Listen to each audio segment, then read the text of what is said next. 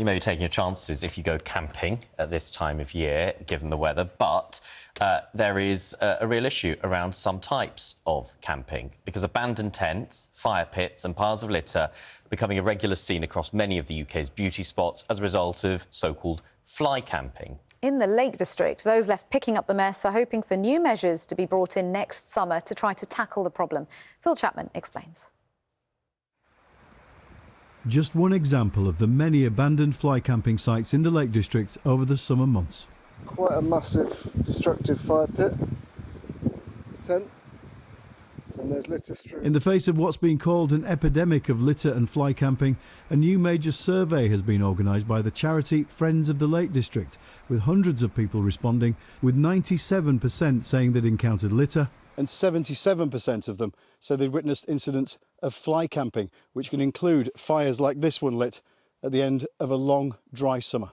We were overwhelmed. We got 785 people filling in the survey, and the top 3 antisocial bits of behaviour they were reporting were litter, fires and barbecues and fly camping. Johnny is a Cumbria-based photographer who says he's seen evidence of many fly camping sites this summer, even at fairly remote spots like this at Bleay Tarn, a few miles from Windermere. Fly camping is where people light fires, bring the tents, leave all the rubbish, and it's by the shores of a lake or a mere, or here by Bleay Tarn. Illegal kind of wild camping is tolerated above the highest stone wall. And when we see the Langdale Pikes in the distance, if you're camping up there, you're not annoying anyone. You're camping with your tent, with some essentials, but then you're taking everything away. And to try and ensure things don't get even worse by next summer, the Friends of the Lake District team says a multi-agency approach is needed to try and crack down on offenders. Now that we've got these statistics, this evidence, we're talking to people like David Allen, the Cumbria Fire, Crime and Police Commissioner, about how to bring together all the agencies over the winter to get ready for next summer. Because what we can't be is surprised again next year in the tourist season when this thing kicks off again. So we need more public space protection orders over the winter, and we need better enforcement early in the season, big fines in public, to try to persuade people not to damage this fragile landscape. Phil Chapman, BBC News. Such a beautiful scene at the end of that piece, isn't it? It is indeed. And we are joined now by Tom Usher, who is Chief Executive of Dartmoor Preservation Association. Very good to have you with us. Is the problem that people are camping outside designated campsites, or is the problem around the behaviour and the way people leave it? It's really the second thing, more than anything, and it's a sort of behaviour that can bedevil many parts of society, which is essentially a selfish one. There are designated campsites in many national parks. Dartmoor National Park is the only place in England and Wales where you could legally wild camp. But as with so many things, there is a very small number of people who are getting it wrong in the way shown in your piece just then. I mean, earlier this year, the Supreme Court upheld that legal right to wild camping, as you mentioned, on areas of private land in Dartmoor. But there had been efforts to try and restrict that right. Where are we up to with that now? Well, Ben, just a point of clarification, the Supreme Court upheld the right of all UK citizens under the 1985 Dartmoor Commons Act to camp anywhere in the designated areas on Dartmoor. It's not about private land. You can camp anywhere in the UK on private land with permission, but on Dartmoor we have a right, and that's a very different thing. So yes, that was one last year, and that was, a great cause of joy.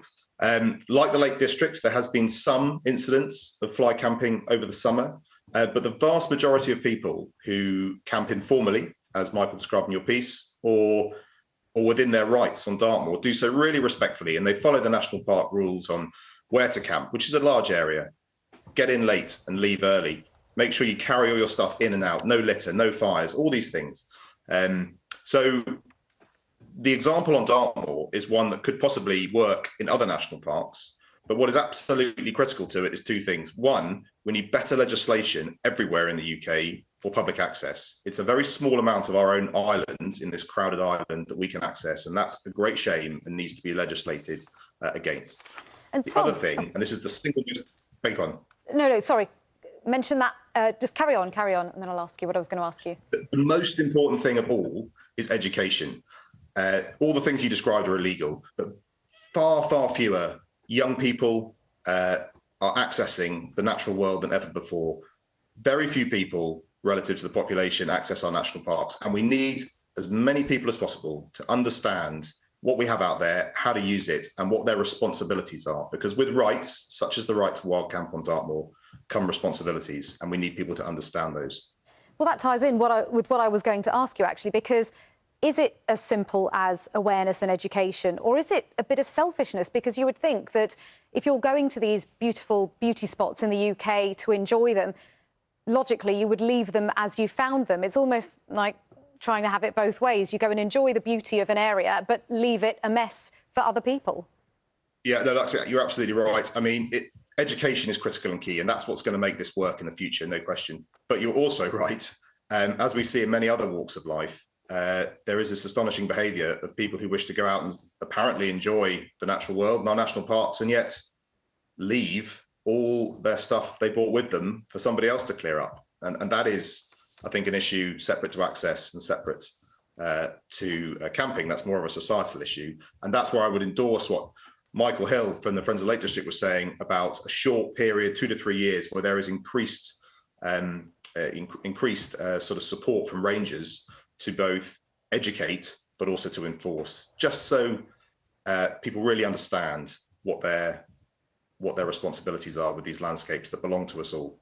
Tom, just explain, what is the appeal of wild camping as opposed to in a designated campsite? Because if you're on a campsite, you've got the infrastructure, haven't you? You've got running water, you've got electricity if you need it, you may have a nice little shop on site.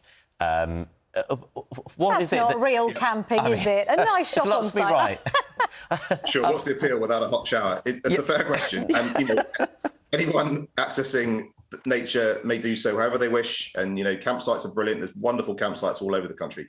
I guess the difference is we live on a very crowded island, and we live very connected lives online and in all sorts of other ways. There is something about being up high, maybe up in the wind, a long way from other people, possibly, in the quiet and the calm of these very beautiful, nationally important landscapes, that is just slightly different. And campsites are great, but perhaps there are people, me included, who want to get away from the ablution block on the campsite. That is fine. There is something about the silence and the wildness, also the challenge. As I say, with rights come responsibilities, but with these rights also come the requirement to trust yourself, to have some robustness, to have some skills to get out there. And as night falls on the hill, you are there. That is it. Whether you're on your own, whether you've taken small children up there, whether you're there with your friends, you're committed to that night on the hill. And we see programs like the Duke of Edinburgh Award Scheme, like 10 tours down on Dartmoor.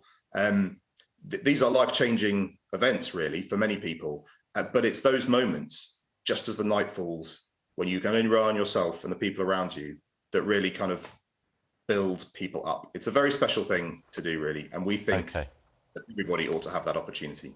Tom, just a very brief question, and you can't say Dartmoor, given your association with it. What's your favourite camping spot you've been to in the UK, then? Oh, OK. So I'll give you two. One is the Southwest Coast Path, and then once on Skye, the Isle of Skye, which was absolutely astonishing. Wonderful. Thanks very much. Thanks for sharing those. I thought you weren't going to tell us because you don't want too many other people to discover it. That's very generous of you to share. Tom, thank you very much. Tom Usher there, the Chief Executive of the Dartmoor Preservation Association. Thanks for joining us on Breakfast. And there's nothing wrong with going somewhere that has a gift shop on site, Ben. I don't mean to mock you for that. It's fine. Or Wi-Fi, I think, as well. Can't do without Wi-Fi. Modern comforts.